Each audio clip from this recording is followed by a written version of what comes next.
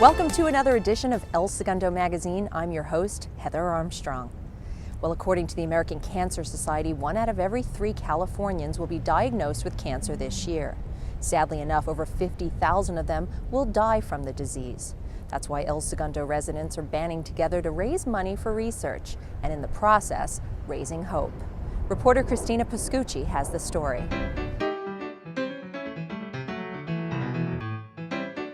I'm raising money for Papa. Does he have cancer? Yeah, Do you know what kind of cancer he has?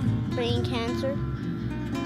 I had leukemia when I was 4, and I'm 14 now. It was discovered on, I think it was December the 3rd last year in a mammogram.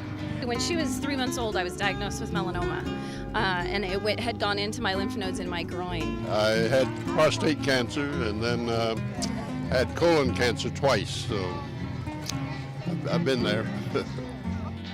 Imagine this. 1 out of 3 women and 1 out of 2 men will be diagnosed with cancer in their lifetime. This is everyone's fight.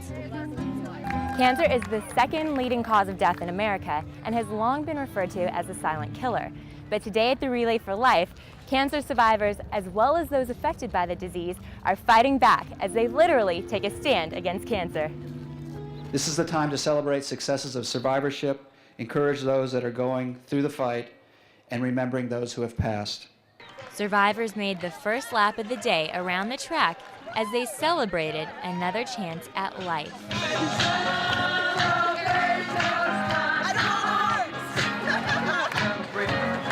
I went through 3 surgeries, and she was with me through them all, smiling, putting a smile on my face. Thank you, baby.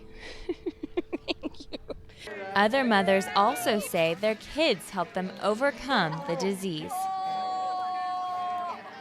With the will of giving up, I had this picture of my son and me at the beach, holding hands that kept me strong. I knew we needed each other, and I prayed to God, if He let me live, I would do things a lot different. Some did not win the battle. My mother, she passed away from cancer my senior year.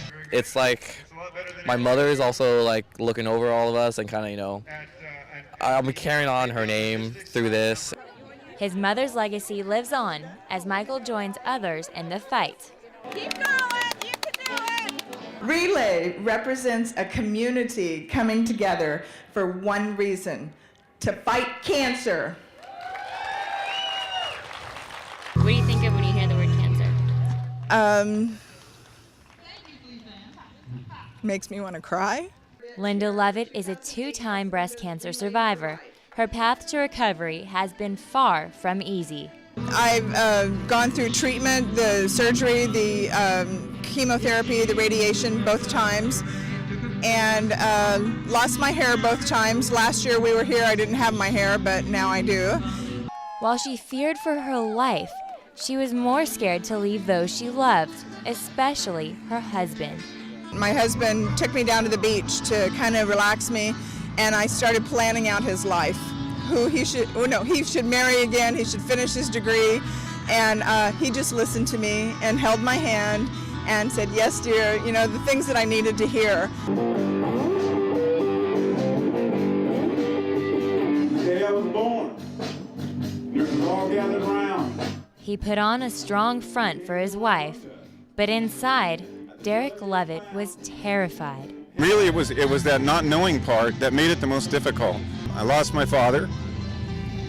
I almost lost my wife, and it's something we have to work to cure.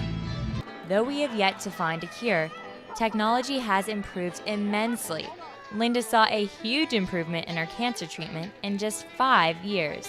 When she first went through her treatment, she was in bed for a month. I mean, she was just debilitated. And she went 5 years later, had it again, and she took a pill and went and played foosball that same day. Lovett refuses to succumb to cancer. She says she has too much to live for. I have 4 grandchildren. I want them to grow up and find that there's treatment for all types of cancers. I want them to live a full, healthy life. Together, each one of us will make a difference against this disease. Despite her struggle, she provides hope Just because you hear that you have cancer doesn't mean it's the end of your life for right now. Survivors such as Linda see that they have a choice in how they will react to cancer. That the experience gives you an opportunity to really think about yourself, about your family, about what's important to your life. It's always there.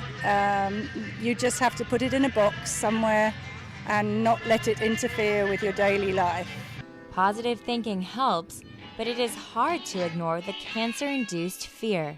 It's really scary, and I think for the rest of my life, if I just even get any kind of ailment, I'm going to wonder what it is.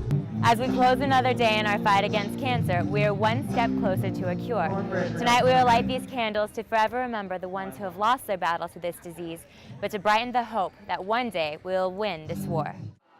The walk continues throughout the night because cancer never sleeps. That it can strike anybody, young, old, man, woman, race, doesn't matter. It strikes everybody, anytime, anywhere.